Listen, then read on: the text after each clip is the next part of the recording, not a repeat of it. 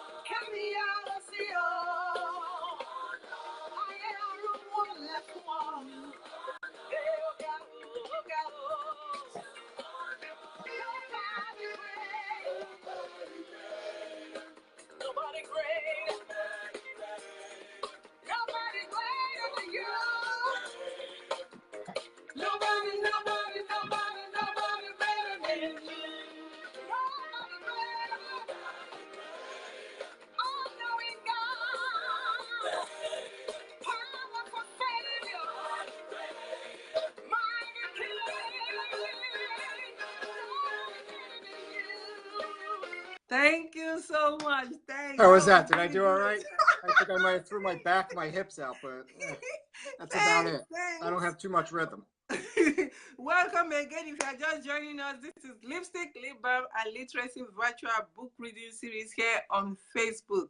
And our fabulous author today is Tommy Tutalo.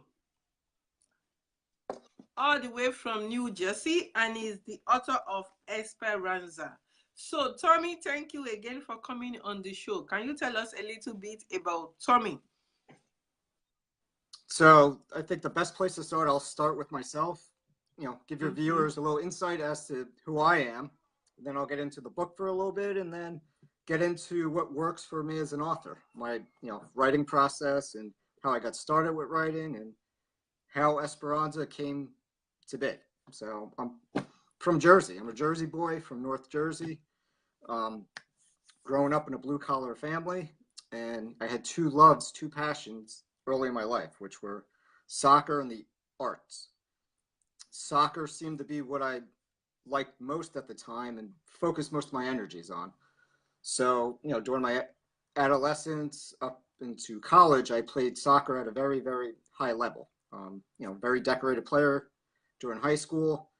Got to play for a very prestigious soccer program in South Jersey, Stockton College, and ended up winning a national championship with the 2001 team. So that was basically the pinnacle of my soccer career, was winning that national championship with my college soccer team. And that's where I changed from, I guess you could say, athlete to artist, where I started putting soccer off to the side and started focusing more on the arts during college and right after graduating. For me, I experimented with everything: painting, writing, photography, filmmaking, you name it. I did it as an artist. There's probably a window of 2 to 4 years during and after college where I was trying to discover myself and figure out what medium I'm going to focus on. And after graduating college, for me, it was writing. I just seemed to fall in love with it, the art of storytelling, and it just felt right. The way soccer felt for me, writing felt for me at that time. Started out writing some short stories when I decided to do this, seriously, and try to turn it into a career path and lifestyle.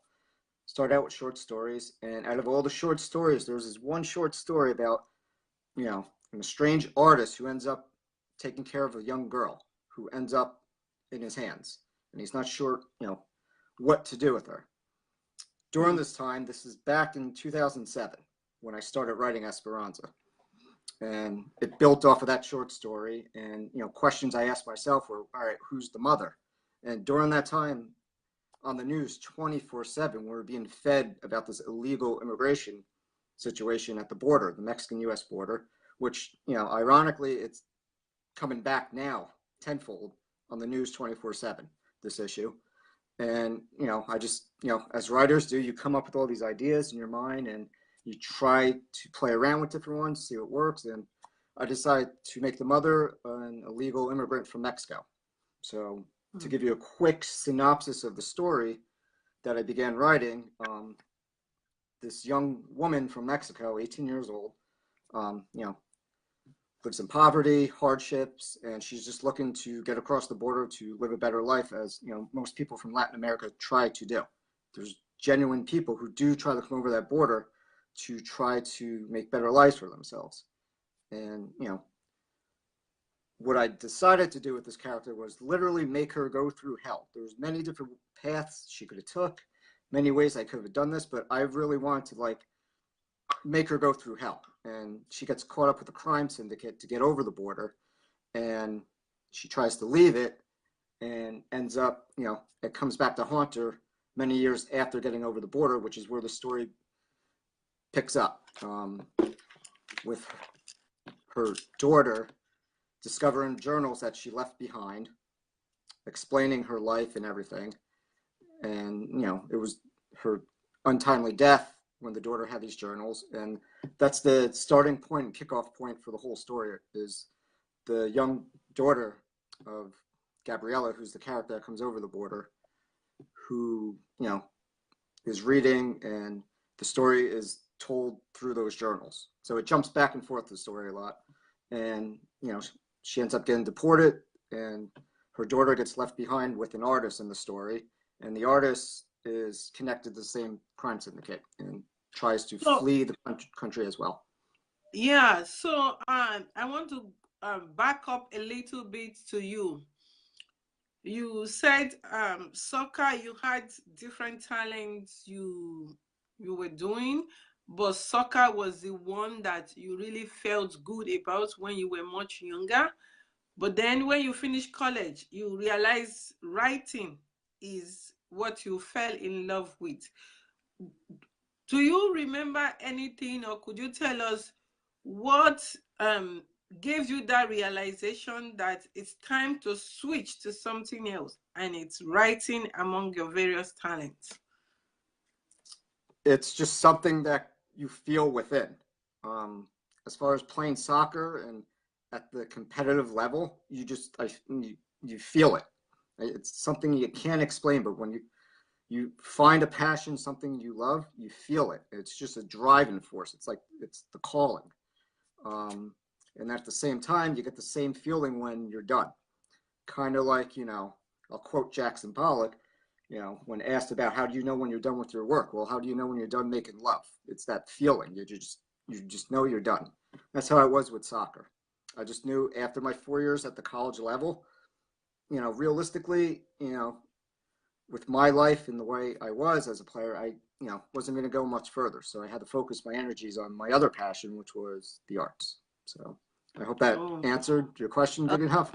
yes, yes, yes. Thanks so much. And then the writing, was it a smooth process, or it was something that to learn a lot more through college before it became something that stuck to you, or it was just a smooth process?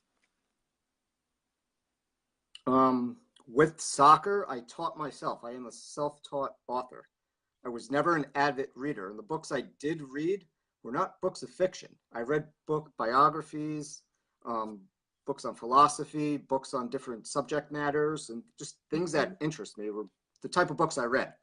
And I think it was the way I was with soccer. I didn't want to be the fan, person in the stands cheering.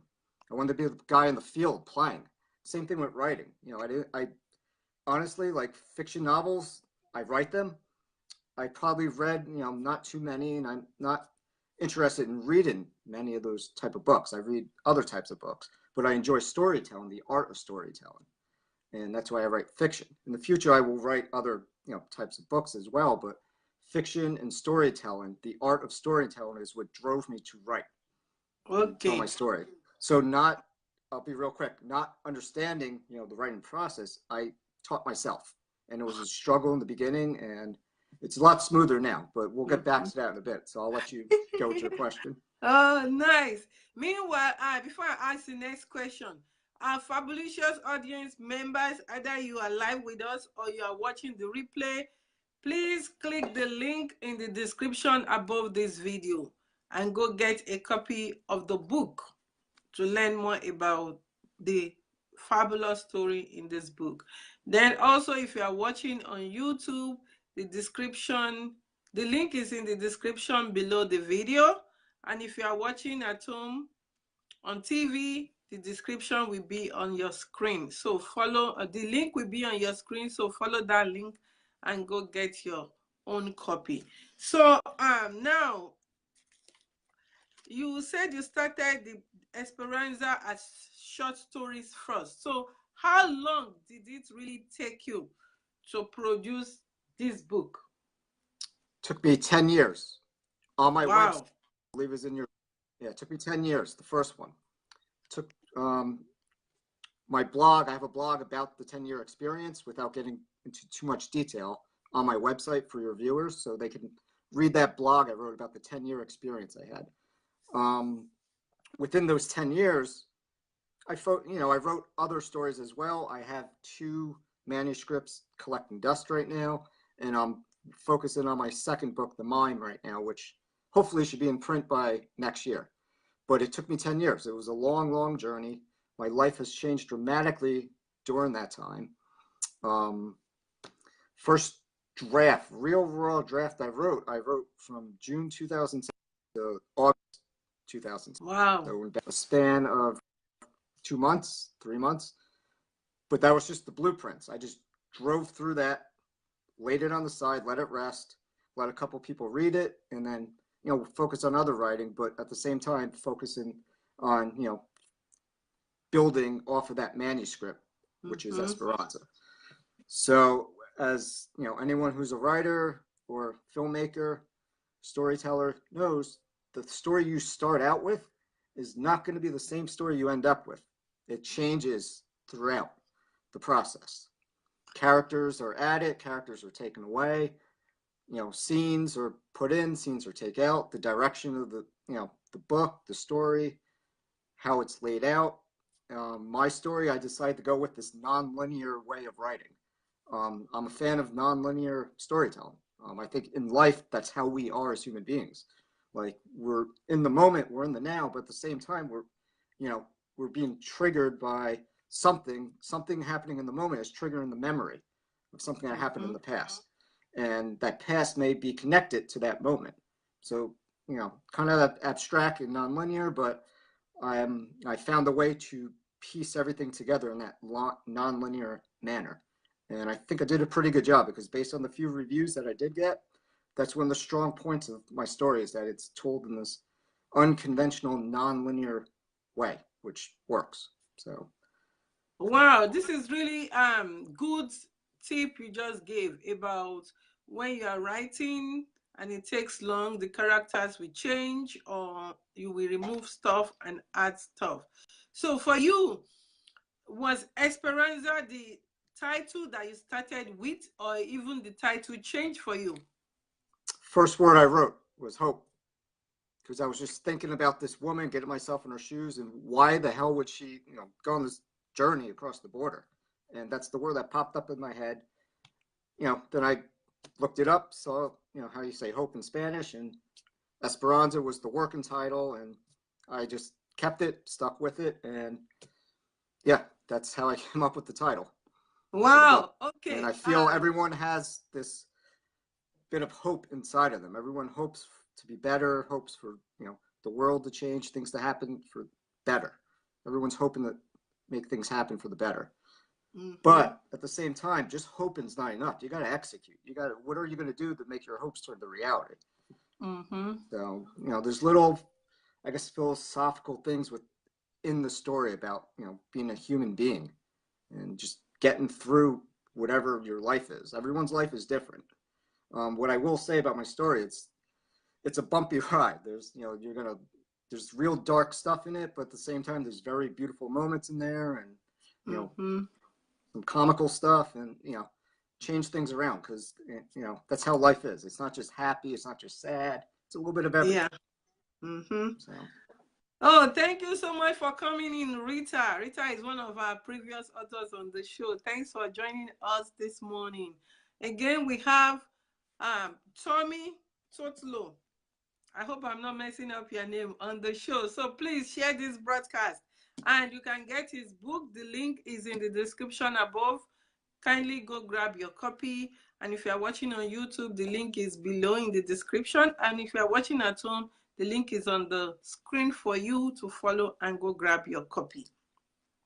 So you just talked about hope. So does Esperanza mean hope? Yes, in Spanish. Correct. Okay. Oh, good to know. That's good to know. I see now. I see the difference. Like if you had called it hope, there won't be such mystery behind it as using the word Esperanza, because that kind of raises a lot of curiosity. Except for just to tap into that curiosity even more, my brother, a great graphic designer, Joey Tutalo, designed the book cover. The book cover is supposed to look like a journal, an old leather journal, and there's a gun. There's a gun, and the letter R in Esperanza is a gun to show you that yes, there's hope, but at what cost? Violence? I don't know. Crime? I don't know. So I kind of play a lot with fear and love, and play around with words and the way life is, where it's not just one thing. It's a little bit of both. It's a little bit of everything. What side are you going to choose to get to where you got to get? And I feel everyone's faced with that in life. Those two scales. You're going to go down the benevolent path or the malevolent path. So I played around with that a lot with Esperanza, where the main character, Gabriella, is constantly faced with these choices, just to survive, just to protect her daughter, just to, you know, get through life. I mean, how bad does she want to, like, you know, have things happen for the better? Does she have to go down this malevolent path just to do that, or is there another way around it? So there's a lot of, you know, that within the story as well. Same thing with the character Dante. You mentioned something earlier. You said that you made the character to suffer. You made that to suffer in the book. Why? Yeah, because I feel that in order to fully reach spiritual enlightenment, you have to suffer in some way. And I believe that in life. You know, I respect all religions. You could believe whatever you want. That's fine. But as a human being, I feel like that suffering is what gets you to reach spiritual enlightenment. That there needs to be that balance of suffering and enlightenment, you know, love.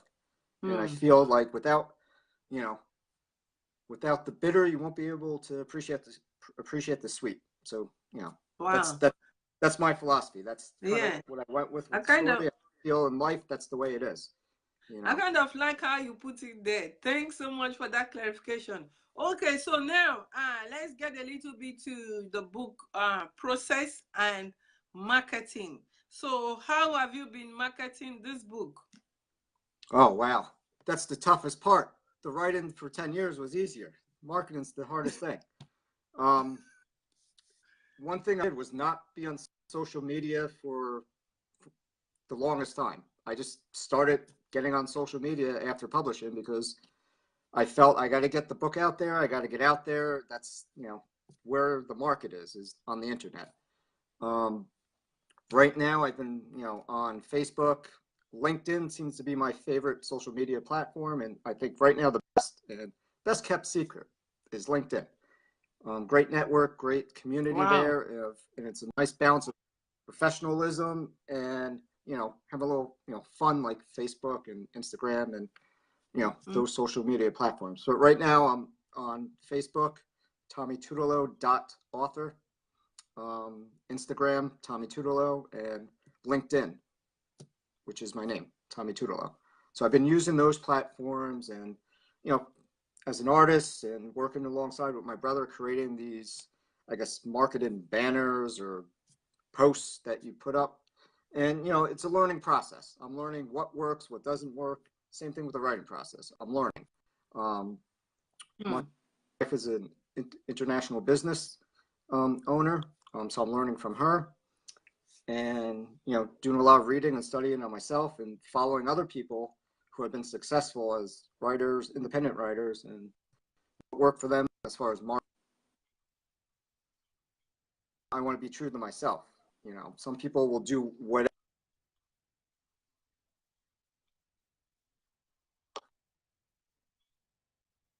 Introvert. I'm not this extrovert person that you see all over social media. Like, hey, look at me. It's all about me.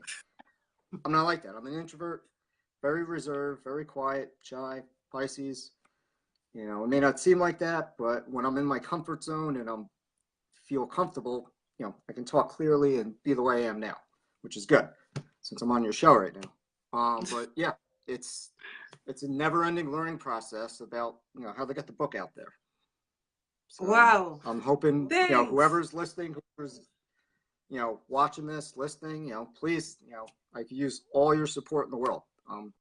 You know, without, you know, with your support, I can continue writing and producing more, you know, beautiful works of art. So. Oh, thank you so much, Rita, for the comments. Rita said, sounds like you have a great support around you. Yeah. Fellow Mrs. Right.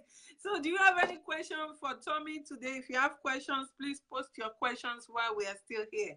And then also, you just talked a little bit about the marketing and the support you have doing that. So for someone who wants to do a book and is scared or don't know what to do, what would be your advice to that person?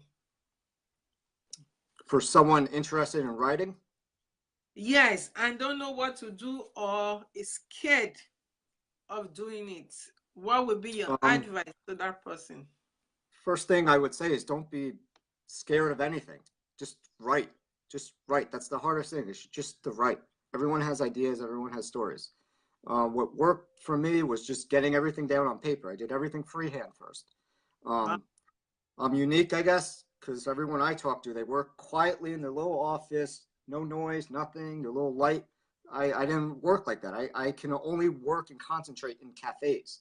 I've wrote the whole story in cafes with Hmm. all that side distraction, noise, the flow of people, something about energetically, that flow to just stimulating the mind in some way. That's what worked for me. I can't speak for other people, but that's what worked for me was writing in cafes, being inspired, being stimulated by the constant, flow going on around you. And it wasn't distracting for me. I used to have a lot of people tell me, am I distracting you? Is this distracting? How the hell are you writing a cafe? Blah, blah, blah. It worked for me. Some people may be distracted. You may have to sit in a quiet space and write. But my recommendation, just write. Just get it on paper, write, outline. I'm big on outlining. Outline everything. Outline each chapter. However you outline, doesn't matter. Just outline the chapter. Okay? Then what I recommend is once you have an idea, once you produce an outline, just bang out a first draft. I don't care how terrible it is, just bang it out, get it out. That's going to be your blueprints to always go look at and go back to. Okay, use those blueprints because you're going to be able to put a story together based off of that. Can't put a house together without blueprints. So same thing with a book. You need blueprints. Okay. Esperanza sat for 1 year. After I wrote that first draft, it sat, collected dust for 1 year. I didn't want to touch it, I didn't want to look at it. Then when I went back to it, Hmm. you saw things that worked, things that didn't work. You saw it differently. I mean, you don't have to let your blueprint sit for a year, but I recommend after you write that first draft, let it sit for a little bit. Maybe let somebody look at it, give you some feedback. And, these are things that I did in the beginning. And then you got to be disciplined. I'm very disciplined. Soccer taught me discipline, work ethic, time management, how to utilize that. Yeah, Hmm. everyone's life is different. Okay, I don't have Yeah. this romantic lifestyle where okay, I get up in the morning, got my cup of coffee, and I can write my pajamas. No, I'm working still. I'm still supporting my family. I'm working, so I got to find a way to make it work for me. In the Mm-hmm. beginning when I was single, I had all the time in the world. I go to work, then I could write for hours after. 4, 8, 6, 8 hours. Broken up though. Could I do four? Was I able to do 4 to 6 hours like straight? Yeah, I was able to do that, and I did do it, and I made it work. But there's times where you got to break it up. Okay, maybe you write for 2 hours in the morning, go to work, back from work, have dinner with the Hmm. family. Then you put in another hour or two. When everyone's asleep at night, put in another 2 hours. Whatever works for you. But it changed. In the beginning, I had all the time in the world. Met my wife. That time got cut in half. Had my beautiful daughter, and time was like non-existent. So I had to figure out what works, what doesn't work. Okay, so Yeah. that's my no, it's my advice. You got to find what works With for you, kids. but you got to put in the effort every day, every week. You got to find time. I don't care if it's 20 minutes, an hour, a day. Find time. Devote your energy and time into your writing, what you believe in. I don't care if you're a businessman. I don't care if you're doing something you love. You will find the time to make it work. So discipline, time management, work ethic are key to making this a career. I'm only at the beginning. I've been doing this for 10 years, you know, working with Esperanza, writing my other stories. I got, like I said before, I got 2 manuscripts, 2 stories already finished collecting dust. The Mime, my second book, I'm in the final stages. Hopefully by next year it should be in print. Okay. But Wow. you got to find what works for you. Wow. Everyone's different. Oh, Okay. But thanks it, so it, much. and you, last thing, you need thick skin. You need very thick skin. You can't worry about what anyone thinks, anyone's opinion. Okay. In the beginning, no one's going to care about your story. Nobody's going to, really, how's that book going? Yeah, it'll blow you off. You're going to get that. Then when they see you actually like devoting time, they'll, you know, oh, he's kind of serious. Then when you actually publish, you may not hear from them anymore because they couldn't believe you that you actually did that. So you're going to get a lot of good people coming to your life, a lot of negative people. You got to know how to not allow it to affect your writing in a negative way. So, oh, thank you so that's much. it for now. I could keep going on. Yes, that is a really good point you just made, especially for people who are not confident about what they've done, and sometimes it could be a great challenge, you know, even believing in yourself, and then you have somebody come and just trash it down. So that is really good advice for people to know. So thank you, thank you, thank you so much for your time on the show. Our time is running out. And I would like to ask you, what will be your last word for the audience today? I missed that. You broke up. Okay, yeah, let me repeat it. What will be your last word for the audience today? What do you want them to take with them today? Oh, wow. I'm going to build off of kind of what I've been discussing. You know, you can do anything in life. We're all human beings. We're creators. We were put on this earth to be creators. Doesn't matter if you're a businessman, an artist, a mother, a father.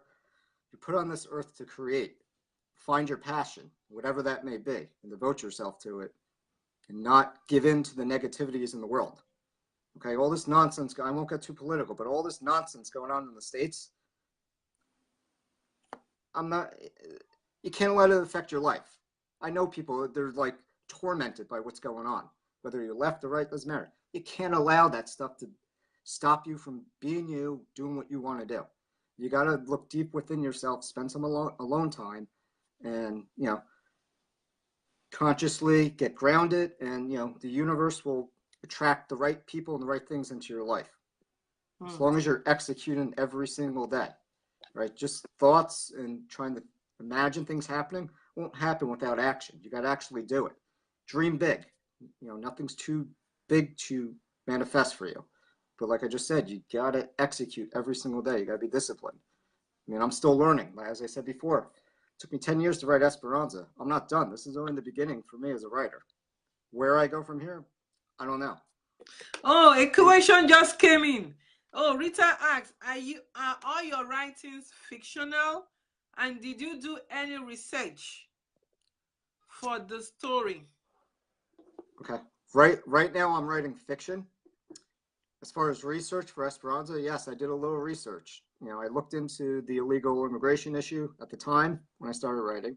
I've actually spoken to a couple ICE officers and FBI agents just to get some insight as to, like, you know, crime that they've experienced. You know, I knew and know illegal immigrants who have made that, you know, risk of coming over the border and getting here, and how they survive and what, you know, they had to go through and live through. So, you know, I didn't do too much in like serious research, but I did, you know, go out of my way to speak to some people and look deeper into what I was creating, and then, you know, take those imaginative ideas and mesh them together the best I could. Wow, nice. Thanks. That was a really good question. And thanks for answering that question for us all this morning. Thank you so much. So I would like to really thank you for coming on the show, and our audience members that joined us live. Thank you. Thanks, Rita, and thanks for engaging also as an audience member.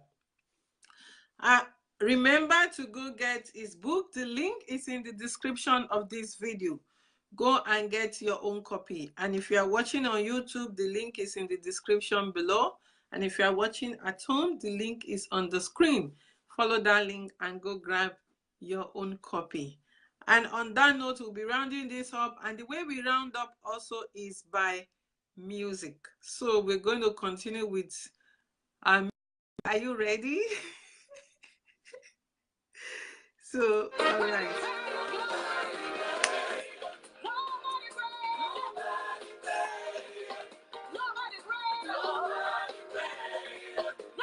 Where's your book?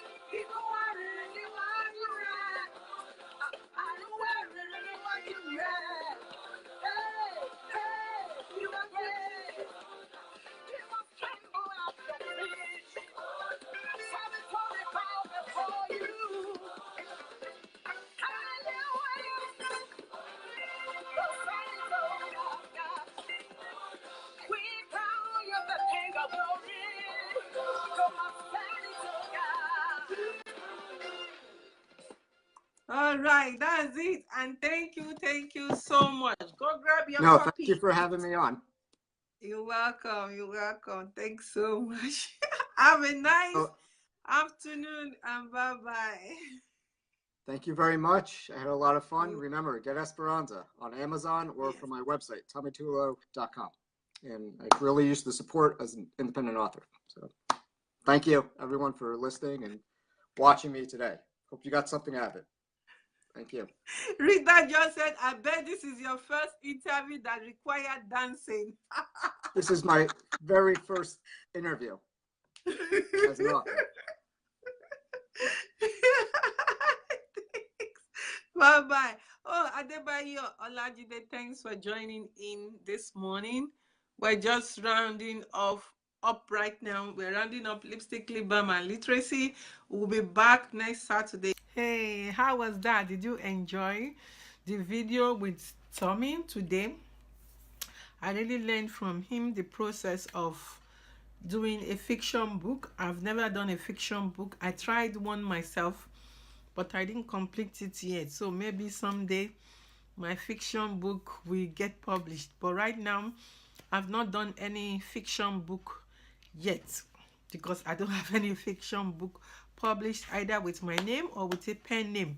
But you know, I have one in the works that I've been working on for over 4 years now, I think. So we'll see if I will end up publishing that fiction book or if I will get into the world of fiction, because fiction writing is definitely different from non-fiction writing, and I have been doing non-fiction writing. So today's question for you to give answer to is, according to Tommy, the author of Esperanza, what is the meaning of Esperanza in English? Good luck. I look forward to reading your comments, and hopefully one of you will catch that and write the answer in the comments. Thank you so much again. God bless you. Merry Christmas on these 25 days of Christmas with Bukola. It's been really fun. This is the first time actually that I'll be doing videos every day on my YouTube channel, and I've had my channel since 2010, and today is day 17. You know, so for 17 days straight, this is the first time I've uploaded videos every day on this channel for 17 days straight. And you know, you guys are so encouraging. I'm going to try to keep my word and make it to the 25 days of Christmas for you guys. Thank you so much, and God bless you. And remember, this week is Dear Bukola, so you don't want to miss it. If you have never been on Dear Bukola, you want to come and watch Dear Bukola on Friday. So it's this week on Friday. Episode 3 of Dear Bukola is coming to you again. Thank you, and God bless you. Bye bye.